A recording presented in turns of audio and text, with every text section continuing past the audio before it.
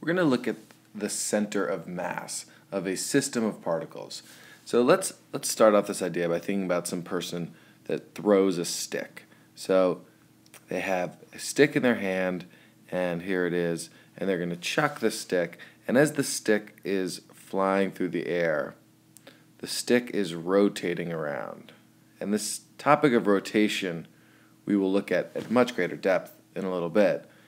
But what we want to focus on now is this idea that while all of the different kind of components of the stick are moving around and rotating and going through the air, we can imagine that there is a point on this stick that will move as if it is in a perfect projectile motion.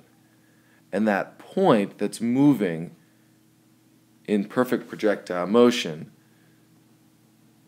is our center of mass. So what we can do is we can consider the center of mass to be a point. And this is going to be really helpful for us so that we can determine its motion.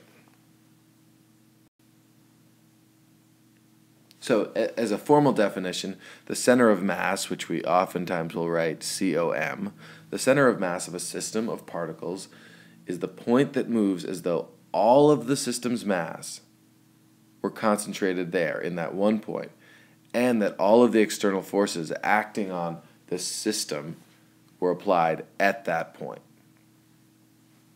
This is a very important definition for you to understand, but now let's jump into its application. So let's think about some system of particles. So let's start off with just a really simple idea. Here we've got some mass. It has 3 kilograms. And here we've got some other mass that has 10 kilograms. And just to make it easy, let's say that they're separated by 1 meter. So it makes sense, given that we've got a much more massive block on the right-hand side than we do on the left-hand side, that our center of mass would not be right in the middle, because clearly this larger block is going to have a greater sort of effect on the center of mass. So we're going to expect that the center of mass of the system is going to be somewhere to the right of the actual middle. Well, how do we do that? What we do is we say, okay, let's consider both the position of a particle and its mass. Okay, so what we'll do is let's first make sure that we have some sort of origin. So typically, it makes sense to put the origin on the left. So let's put the origin right at this block. And what we're going to do is we're going to say that the center of mass is going to occur where we add up the position, and I'm putting an I for index, meaning like we're going to add up a bunch of objects' positions times their mass. So for this particular one, we'd have, here's the position 0, here's the position 1. So we're going to have position 0 times 3 plus position 1 times 10. And what that does is that's adding up all of the mass times positions. And if what we're looking for is the center of mass, the position, then we're going to divide this whole thing by the total mass of the system.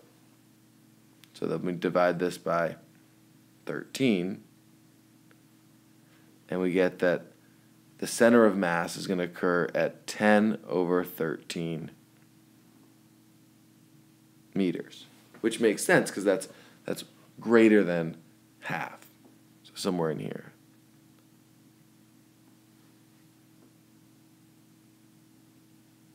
So this point here is our center of mass of the system.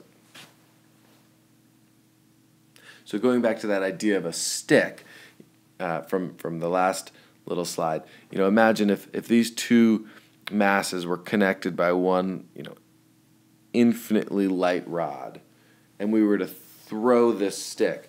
this center of mass at the point 10 thirds would move as a point would, and then the 3 kilogram and 10 kilogram blocks would rotate around it.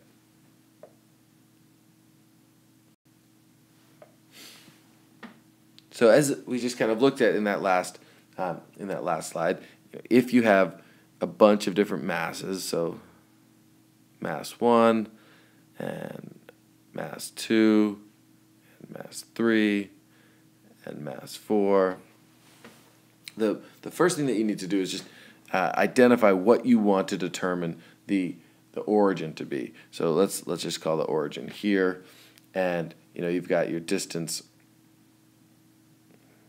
1